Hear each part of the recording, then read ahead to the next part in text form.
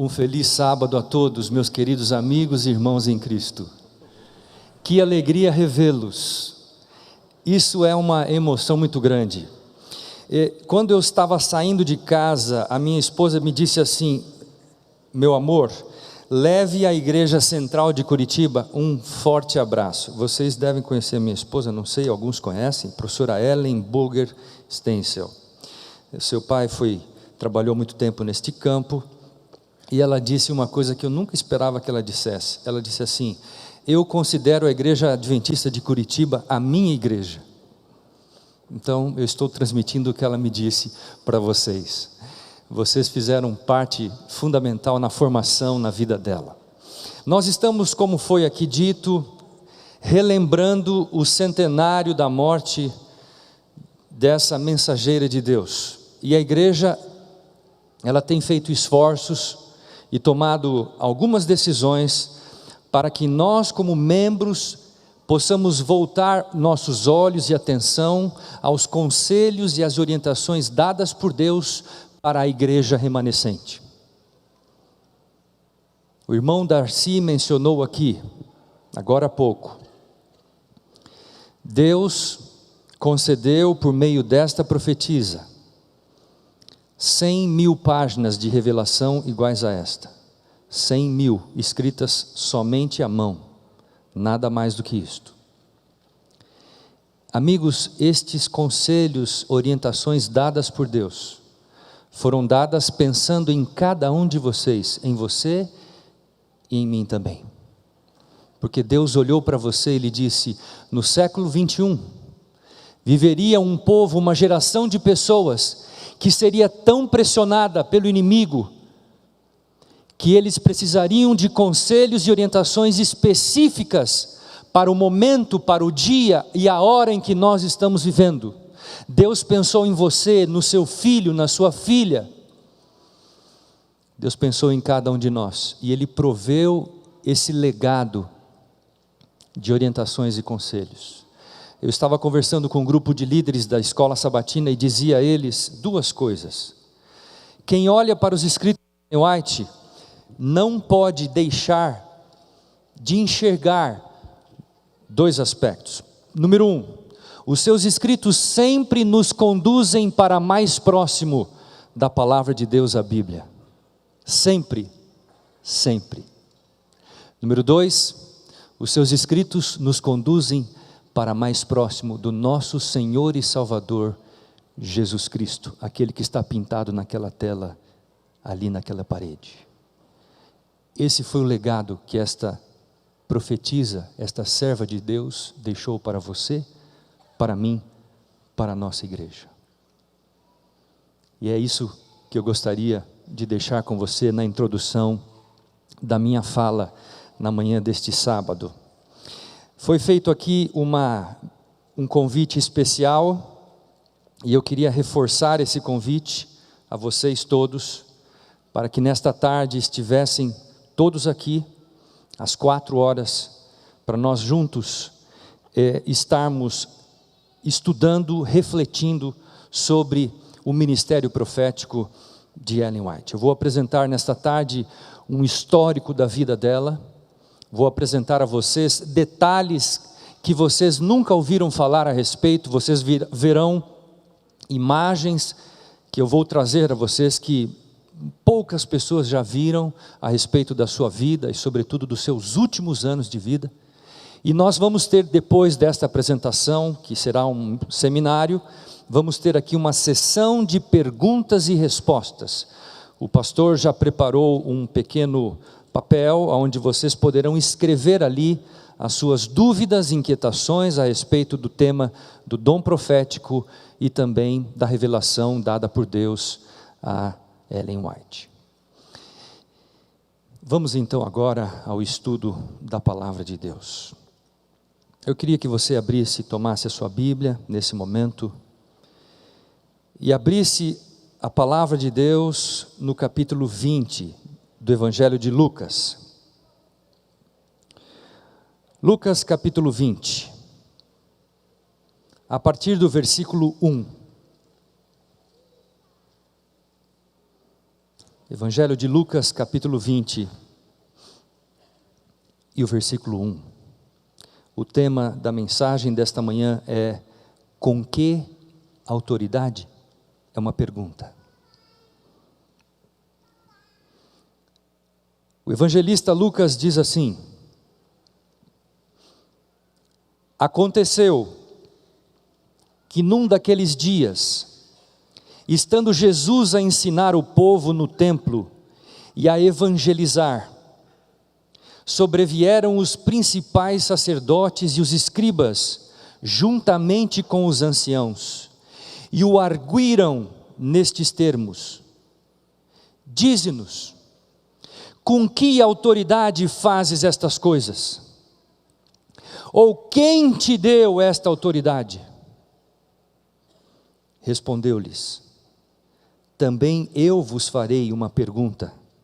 Dizei-me, o batismo de João era dos céus ou dos homens?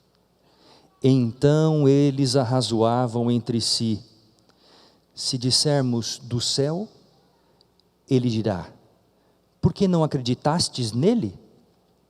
Mas se dissermos dos homens, o povo todo nos apedrejará, porque está convicto de ser João um profeta.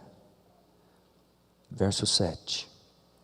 Por fim responderam que não sabiam. Então Jesus lhes replicou: pois nem eu vos digo com que autoridade faço estas coisas.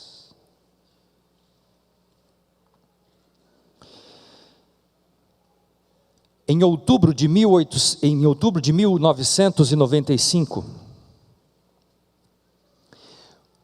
uma famosa conversa foi captada via rádio entre autoridades da Marinha Americana e canadense. Essa conversa foi captada e gravada via rádio. Ocorreu na costa leste, entre os Estados Unidos e o Canadá. Os canadenses iniciam um diálogo dizendo: por favor, direcionem a rota de sua embarcação 15 graus para o sul, para evitar uma colisão. Em resposta, os americanos afirmam: não, nós recomendamos que vocês redirecionem a sua rota 15 graus para o norte, para evitar uma colisão. Não, nós recomendamos que vocês redirecionem a sua rota 15 graus para o sul, disseram os canadenses. Negativo, vocês devem mudar a sua rota 15 graus, senão haverá uma colisão. O diálogo conflitante continuou e a conversa ficou gravada. Não, repito, mudem sua rota. Então o capitão do navio americano, em tom de ordem militar, afirma: aqui é o porta-avião USS Lincoln, o segundo maior navio da frota americana. Nós temos 3 fragatas, 3 contra-torpedeiros e muitas embarcações de apoio. Eu exijo que vocês mudem o seu trajeto 15 graus para o norte. Eu repito, 15 graus para o norte, ou medidas severas serão tomadas para a segurança dessa embarcação. Então os canadenses finalmente respondem: aqui é o farol canadense, a decisão é sua. Aqui é o farol canadense, a decisão é sua. Queridos amigos, muitos de nós somos resistentes a mudanças. Qual é a atitude sua quando Deus expõe a necessidade de uma mudança no curso da tua vida? Você já viveu uma experiência onde a palavra de Deus, a Bíblia, lhe apontou a necessidade de uma mudança? Nem todos gostam de mudanças. De fato, os seres humanos não gostam que lhes digam que devem fazer isto ou fazer aquilo, ou que devem mudar o curso ou o rumo de sua própria existência. E por vezes nós nos revoltamos e queremos que Deus mude a posição, ao invés de nós mudarmos a nossa posição. Logicamente, nós não desafiamos a Deus diretamente afirmando que não vamos fazer o que Ele mandar, mas por vezes agimos como se Deus não se importasse com o meu próprio jeito de viver. Dessa forma, posso continuar sendo um cristão, um bom cristão, rejeitando aos conselhos de Deus, e viver a vida do meu próprio jeito, da minha própria maneira, seguindo o próprio curso da minha vida, que eu mesmo estabeleci, e não Deus. Essa, amigos, é a natureza humana. E eu conheço muitas pessoas, amigos, têm seguido o curso da sua vida, têm escolhido seguir o seu próprio caminho e rumo, e quando as coisas não dão certo, se voltam a Deus e dizem: mas Deus, por que o Senhor permitiu que isso acontecesse na minha vida, na minha família, na minha saúde? Ainda culpam a Deus pela sua própria escolha. E Deus não tem culpa nesse processo. Na ilustração inicial que eu introduzi o sermão, parece que ambos os grupos manifestaram sua teimosia e relutância por um tempo. Mas o ponto que nós precisamos notar aqui é um só.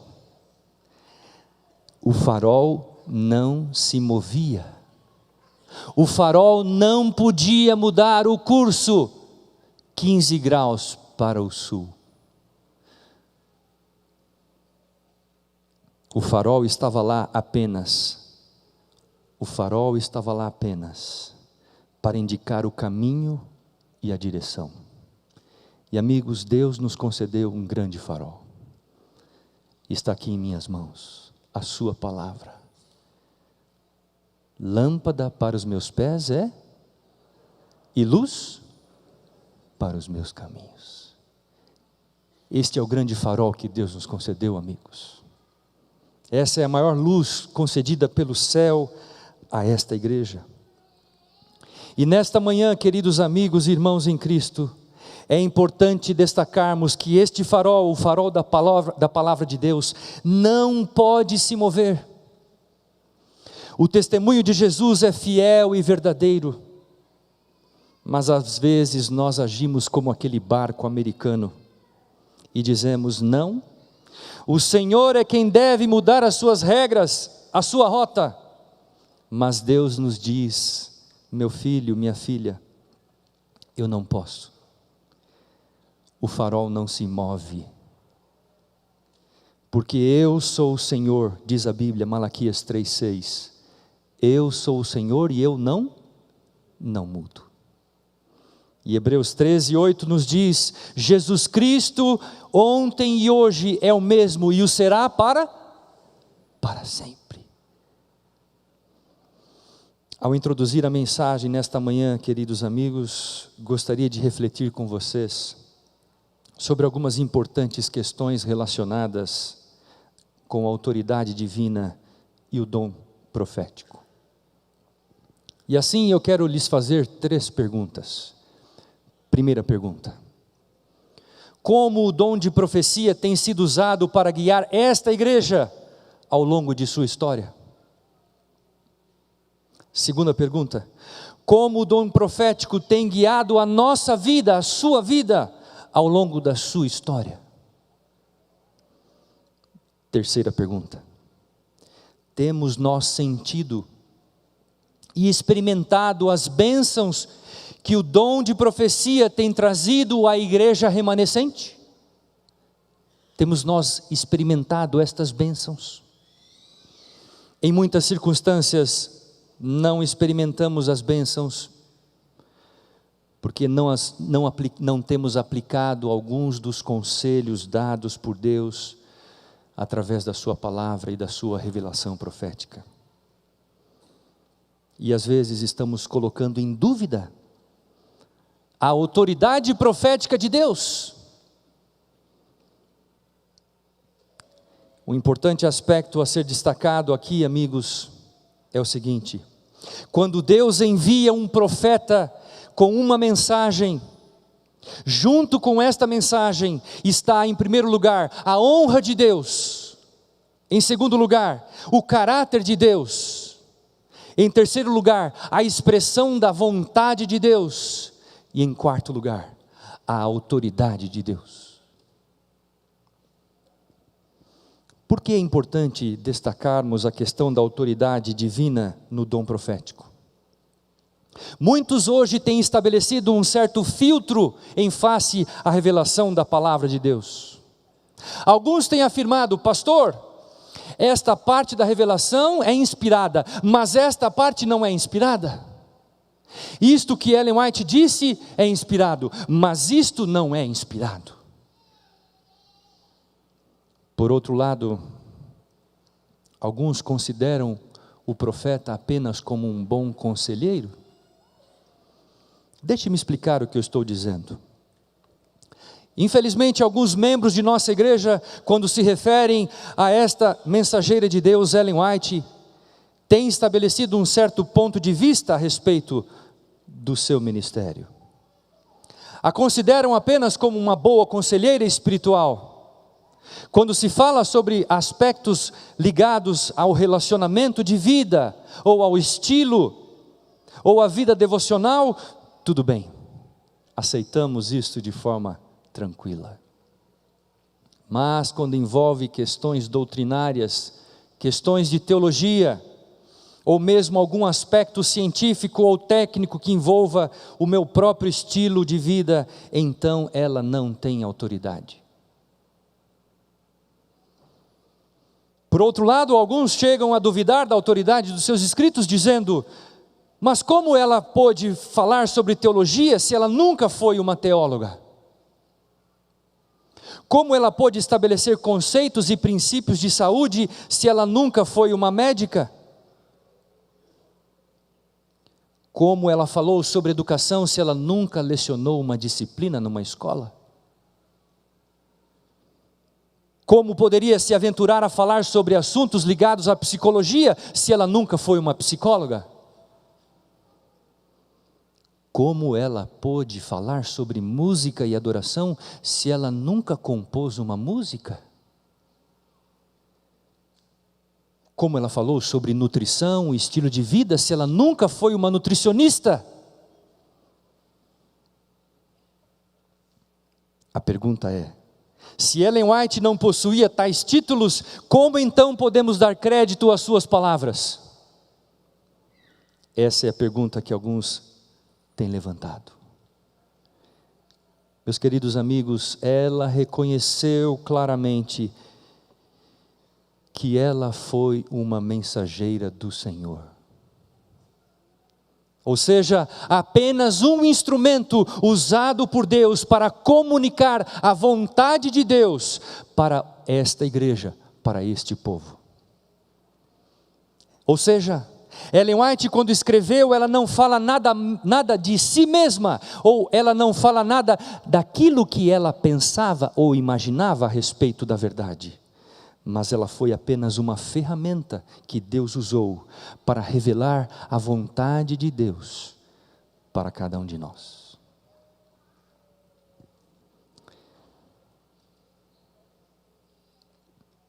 Eu queria que você agora pensasse um pouquinho comigo sobre a questão da autoridade. Vamos ler de novo o capítulo 20. E eu queria ler com você os 2 versos iniciais. Com que autoridade? Essa é a pergunta.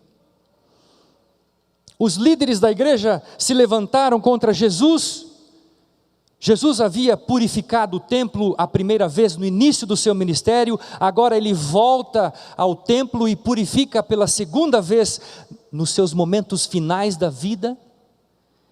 E quando ele chega ao templo, ele vê cambistas, pessoas vendendo, profanando aquele lugar, e ele os expulsa do templo. Animais saem pelas portas do templo, há toda uma confusão no templo, e ele limpa todo aquele cenário, e aquelas pessoas, não se agradando nada daquilo, fazem-lhe uma pergunta.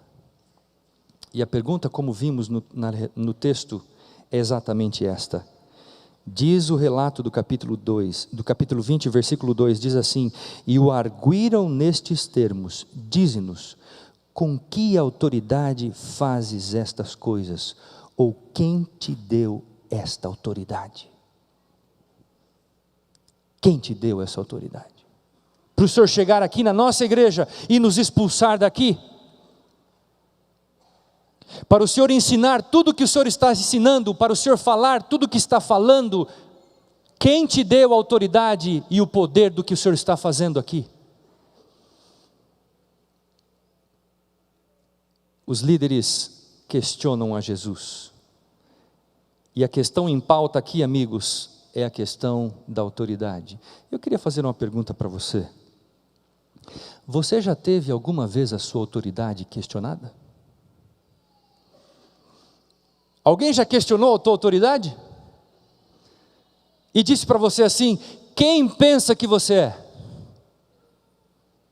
Como você se sentiu quando alguém questionou a tua autoridade? Um filho, um aluno, um membro de igreja, uma pessoa que coloca o dedo no seu rosto e diz: quem pensa que você é? Quem deu autoridade para você falar o que você está falando? Essa não é uma situação muito agradável, mas às vezes acontece conosco. E aqueles homens chegaram para Jesus e disseram: ei Jesus, Jesus de Nazaré, quem é o Senhor para chegar aqui e expulsar-nos da nossa própria igreja? Quem o Senhor pensa que é? E é fascinante, amigos, porque quando Jesus era colocado em uma situação difícil, Jesus, ele sempre sabia sair dessa situação. E notem que quando a autoridade de Jesus é questionada por esses líderes de igreja, Jesus, ele se dirige àquelas pessoas e ele faz a elas uma outra pergunta. Vocês querem saber a minha autoridade? Então eu vou fazer-lhes uma pergunta, e quando vocês me responderem essa pergunta, eu vou dizer com que autoridade eu faço essas coisas. E a pergunta de Jesus está relatada no capítulo 20, e o versículo 4. O batismo de João era do céu ou dos homens? Jesus está falando de quem aqui nesse versículo? Quem Jesus está se falando aqui? Que João é esse? Me ajudem. João Batista. João Batista foi o quê? Falem alto. João Batista foi o quê? Um profeta escolhido por Deus. E o que Jesus disse a respeito do ministério profético de João Batista? O que Jesus disse? Alguém lembra? Dos nascidos de mulher, nenhum foi igual a João Batista. E ele era um profeta escolhido por Deus para revelar a palavra de Deus àquela geração. E Jesus se reporta a esse profeta. O batismo de João, o batismo que João realizava, era do céu ou dos homens? E aqueles homens líderes começaram a coçar a cabeça e a entenderem a pergunta de Jesus. Se dissessem que era do céu, Jesus teria dito: por que vocês não creram então? E se disseram que era dos homens, João era o quê? Um profeta. Por que vocês não creram na palavra do profeta? Então, por fim, eles disseram: não sabemos, não sabemos. Não responderam, se omitiram a responder a pergunta que Jesus lhes fez.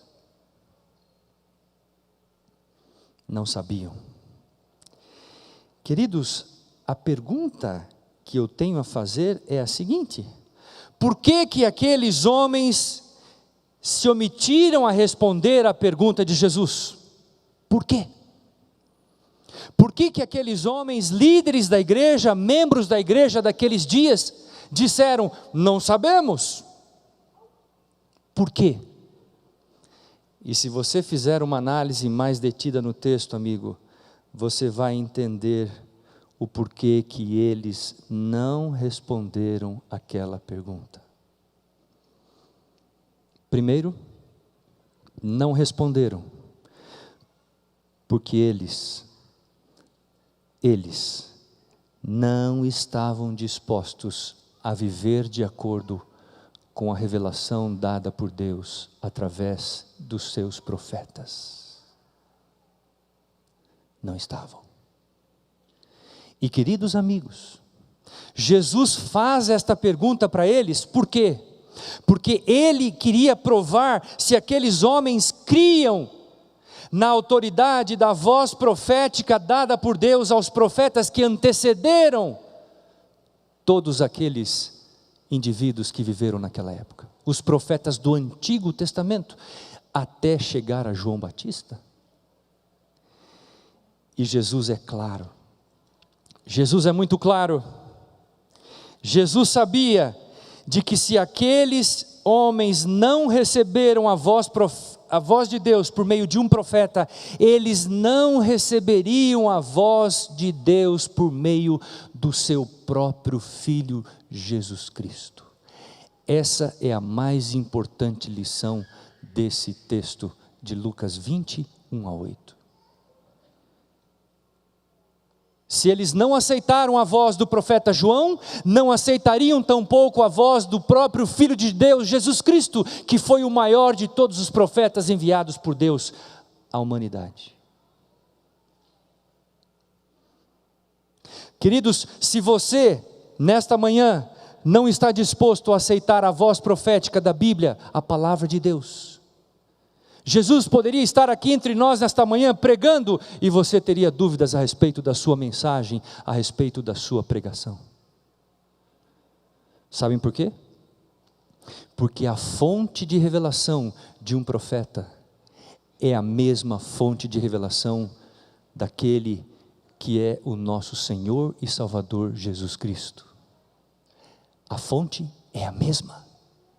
A mesma fonte de revelação que concedeu aos 40 profetas da Bíblia todo o conteúdo que temos em mãos hoje, foi a mesma fonte de revelação que usou a serva do Senhor, Ellen White, para nos conceder estas 100.000 páginas de manuscritos. É a mesma fonte. Portanto, se a mesma fonte existe, nós não podemos ter divergência nos conteúdos. Por outro lado, nós não podemos questionar a autoridade, porque a mesma fonte de revelação é Deus. O mesmo Deus que concedeu a palavra, a sua palavra, a Bíblia, foi o mesmo Deus que concedeu esses mais de 160 livros, já publicados até hoje, sob o ministério profético de Ellen White. Mas queridos, a história não acaba por aí. Eu queria que você continuasse lendo o texto comigo. No capítulo 20, versículo 9, desse mesmo texto, nós encontramos Jesus apresentando o complemento da sua fala com aqueles líderes. E notem vocês o que Jesus fala. Já que eles se omitem a responder, Jesus então apresenta-lhes uma parábola. E notem o que a parábola nos remete. Diz assim, versículo 9: a seguir passou Jesus a proferir ao povo esta parábola. Certo homem plantou uma vinha, arrendou-a a lavradores, e ausentando-se do país por prazo considerável, ele no devido tempo mandou um servo aos lavradores, para que lhes dessem do fruto da vinha, Os lavradores, porém, diz a palavra de Deus, os lavradores, porém, depois de o espancarem, o despacharam vazio. Esse foi o primeiro servo. Em vista disso, enviou-lhes o outro servo, o segundo, mas eles também a este espancaram, e depois de ultrajarem, o despacharam vazio. Verso 12, mandou ainda um terceiro, também a este, depois de o ferirem, expulsaram. Verso 13, então disse o dono da vinha, atentem para o que está escrito na palavra, então disse o dono da vinha, que farei? Enviarei quem? Diz a palavra de Deus, enviarei o meu filho amado, talvez o respeitem, talvez o ouçam, enviarei o meu filho amado. Vendo, porém, os lavradores arrazoavam entre si, dizendo, este é o herdeiro, matemo-lo, para que a herança venha a ser nossa. E lançando-o fora da vinha, o mataram. Pergunta, que lhes fará, pois, o dono da vinha? Exterminará aqueles lavradores e passará a vinha a outros. Ao ouvirem isto, disseram, tal não aconteça. Mas Jesus, fitando-os, disse, que quer dizer, pois, o que está escrito? A pedra que os construtores rejeitaram, esta veio a ser a pedra singular, a pedra principal. Queridos amigos, esse texto nos ensina algumas poderosas lições. Número 1, primeira pergunta que eu tenho para vocês. Quem representa a vinha nesse texto? O povo de Israel. Número 2, quem é o lavrador que plantou a vinha? Deus, o nosso Deus. Terceiro, quem são os servos que Jesus fala nesta vinha? Os seus profetas. Percebam o que Jesus está falando aqui, em complemento a esse texto inicial.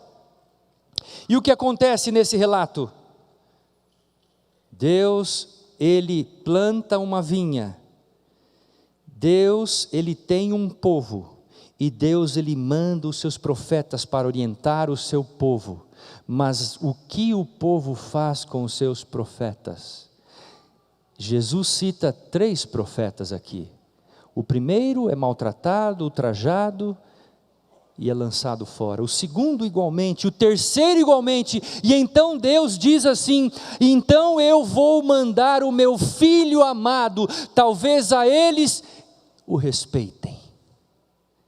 E Deus, depois de enviarem tantos profetas, Deus envia o seu próprio filho Jesus Cristo. Mas os lavradores daquela vinha dizem, escutem, esse aí é o filho, é o herdeiro de todas as coisas, vamos matá-lo, porque quando nós o matarmos, nós vamos ficar com a herança da fazenda, da vinha. E o que fizeram quando Jesus veio a esse mundo, meu amigo? O que fizeram com Jesus quando ele veio a esta terra? O mataram e o crucificaram. É isso que fizeram com Jesus quando ele veio a esta terra. Ao vislumbrar o desfecho do tempo do fim, Deus mostrou a esta serva, Ellen White, reconhecida pela igreja como uma profetisa pós-canônica para a igreja remanescente no tempo do fim, que o seu ministério também encontraria grande oposição, como o ministério dos profetas da Bíblia encontraram. Muitos assumiriam uma atitude questionadora, duvidosa, em face aos seus escritos. A pergunta que nos vem é, por quê? Por que fariam isso com os escritos desta mensageira? E a resposta é, quem lança dúvidas, meus amigos, quem é o pai daquele que duvida de todas as coisas? Quem é? É o inimigo. O inimigo tentaria impedir que essa luz alcançasse o povo de Deus, em meio aos perigos desses últimos tempos. E seu plano mestre seria enfraquecer a fé do povo de Deus nos testemunhos da mensageira, chegando até o ponto de anulá-lo ou mesmo questionar a autoridade desses testemunhos. E Ellen White nos diz, carta 12, 1890, ela diz assim: o último engano de Satanás será exatamente anular o testemunho, a autoridade do Espírito de Deus. Por quê? Não havendo profecia, diz ela, não havendo profecia, o povo se corrompe, Provérbios 29, 18. E assim o inimigo trabalha engenhosamente, por diferentes maneiras e por instrumentos diversos, para perturbar a confiança do povo remanescente de Deus no testemunho verdadeiro. Eu queria lembrar a vocês uma expressão usada pela revelação: o inimigo trabalha engenhosamente. O que quer dizer isto? Engenhosamente quer dizer, ele tem uma estratégia para minar a força e a autoridade desta revelação. O seu propósito final não é apenas destruir a autoridade do Espírito de Deus ou da Bíblia, mas acusar a Deus, chegar até o coração de Deus, a fim de apontar que Deus é um Deus tirano e destruir a sua autoridade e o seu plano de salvação. Meus queridos amigos, encerrando esta mensagem, eu queria dizer a vocês todos, Deus tem um importante recado a dar a todos nós nesta manhã. Infelizmente, as frequentes críticas e acusações do inimigo têm se infiltrado entre o próprio povo de Deus, incluindo alguns círculos acadêmicos. E como consequência, alguns membros de nossa igreja têm levantado dúvidas quanto à autoridade dos escritos do Espírito de profecia. Em revelação concedida por Deus a Ellen White, ela registrou as seguintes palavras a respeito da origem e autoridade de seus escritos. Ela disse o seguinte, atentem para isto: ou Deus está ensinando a sua igreja, reprovando seus erros, fortalecendo a sua fé, ou não está. Disse ela, esta obra é de Deus ou não é? Deus nada faz em parceria com Satanás, diz ela. Meu trabalho traz o selo de Deus ou do inimigo. Não há meio termo nesta questão. Os testemunhos são do Espírito de Deus ou do diabo. Volume 5 dos Testemunhos para a Igreja, página 671. Essas são as palavras da própria mensageira para conosco. Meus queridos, nunca houve um tempo na história do povo de Deus em que houvesse tanta revelação, em que houvesse tanto conhecimento, em que houvesse tantos conselhos e orientações para esta igreja. Nunca houve um tempo em que Deus concedesse tanta quantidade de revelação como o nosso. E eu queria dizer a vocês em alto e bom som, que se alguém que está aqui nesta manhã vier a se perder, não terá sido por falta de revelação da parte de Deus, mas sim pela nossa própria negligência, e não ter buscado os conselhos e orientações da palavra de Deus.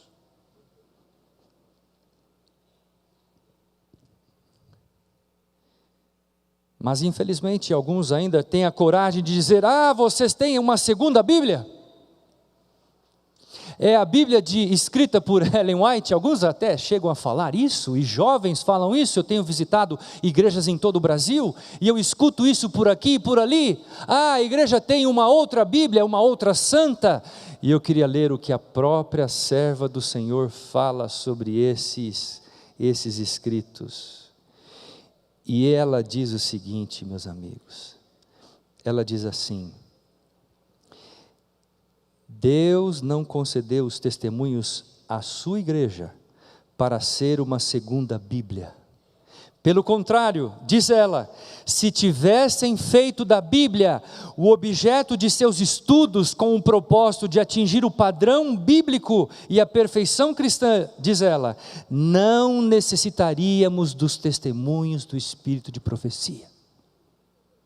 Se nós tivéssemos feito da Bíblia a nossa única regra de fé, diz a mensageira, através da revelação de Deus, não haveria necessidade dessas 100.000 páginas de orientações. Mas Deus, na sua misericórdia, na sua piedade, na sua graça, nos concedeu estas revelações, porque Ele sabia que nós necessitaríamos dessas revelações.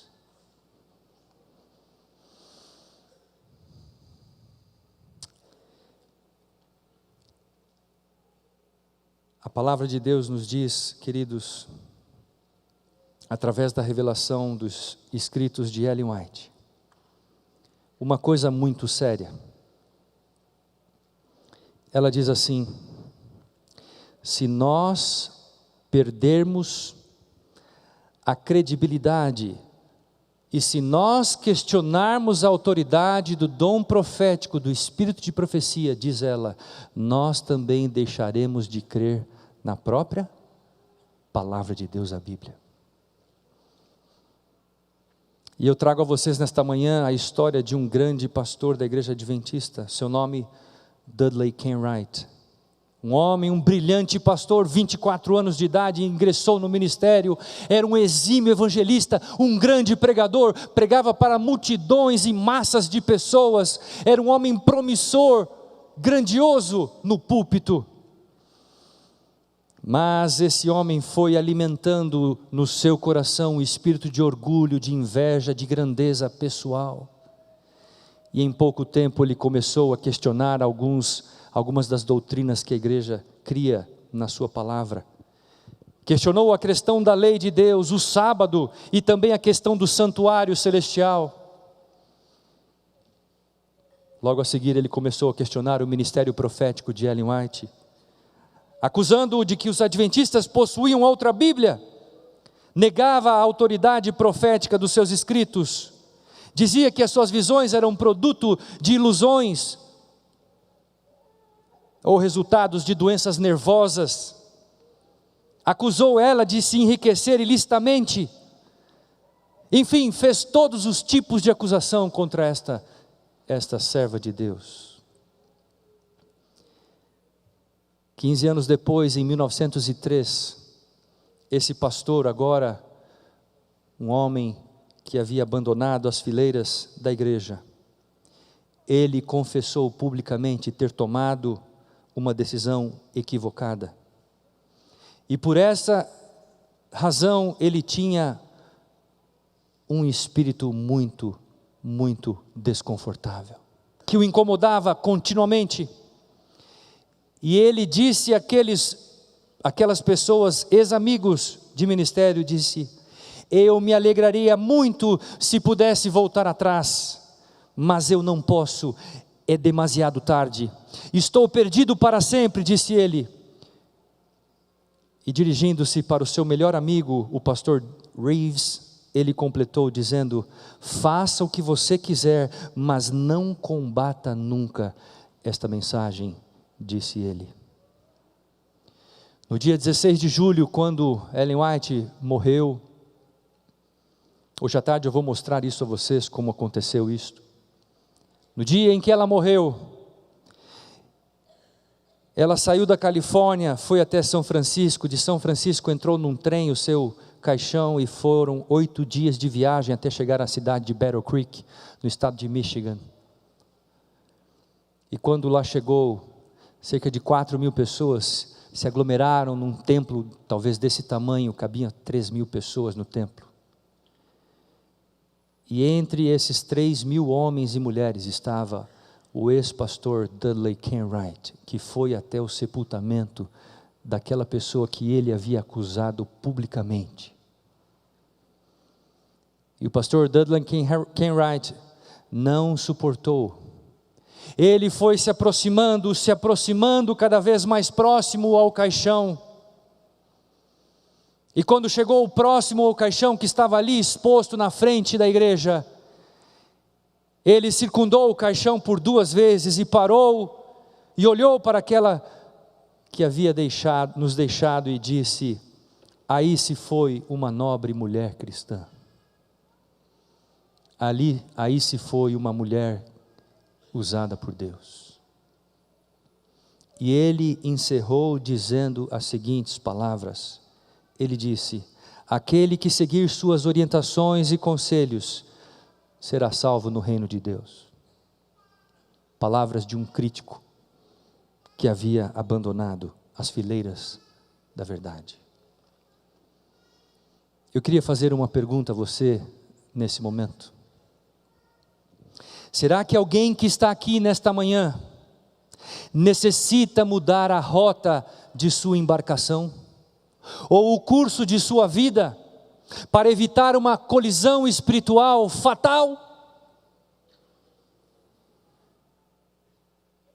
Será que alguém que está aqui precisa mudar a sua disposição em aceitar a autoridade da revelação profética de Deus, através dos profetas da Bíblia e da mensageira do Senhor? O farol da palavra de Deus está indicando um único caminho seguro para alcançarmos a salvação e a vida eterna. E eu quero que você abra a sua Bíblia. 2 Crônicas, capítulo 20 e o versículo 20. 2 Crônicas 20, 20. A palavra de Deus nos aponta um único caminho seguro para alcançarmos a salvação e a vida eterna. Eu vou ler apenas a parte final desse versículo que diz assim: crede no Senhor vosso Deus e estareis seguros. Crede nos seus e Vamos falar todos juntos, começando de novo, todos juntos, com toda a ênfase. Crede no Senhor vosso Deus e estareis. Crede seus profetas e prosperareis. Aqui está, amigos, o único caminho seguro para nós alcançarmos o porto da Canaã celestial. Que você e eu sigamos firmes em nossa caminhada.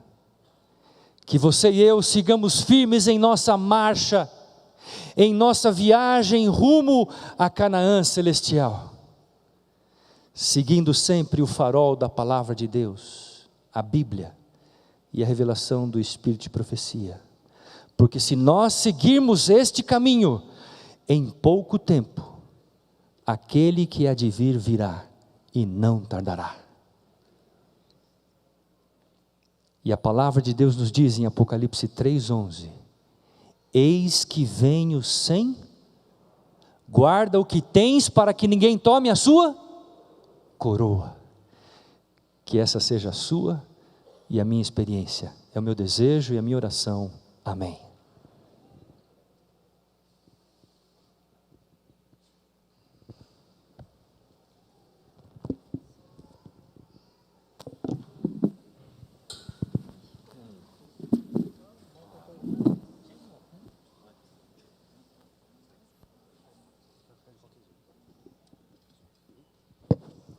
Vamos colocar em pé.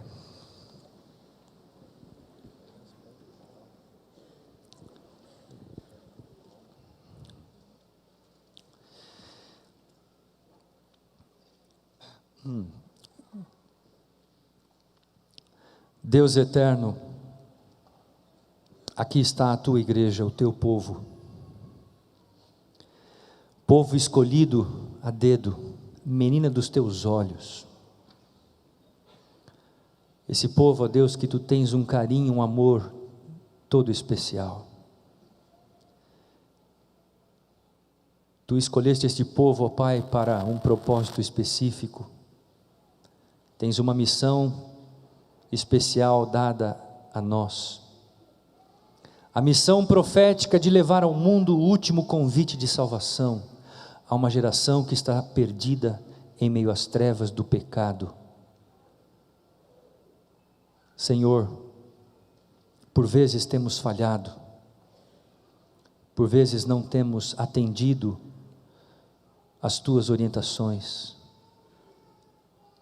outras vezes temos questionado a autoridade da Tua palavra, da Tua revelação. Outras vezes, Senhor, temos nos demonstrado indiferentes à revelação, às orientações que Tu nos deixaste.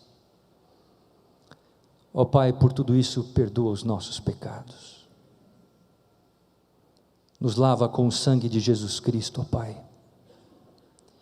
E faça com que a Tua igreja, tocada pela orientação e pelo poder do Teu Divino Espírito, tome mais tempo para estudar a Tua revelação, estudar a Tua palavra, a Bíblia, as orientações dos conselhos do Espírito de profecia, porque como um povo, ó Deus, nós queremos chegar vivos e com a nossa salvação garantida no porto da Canaã celestial. Não permita, ó Deus, que nenhum daqueles que estão aqui nesta manhã venha a perder esta oportunidade. E nesta hora, ó Deus, como ministro do Teu Evangelho, que a graça do Senhor Jesus, o amor de Deus o Pai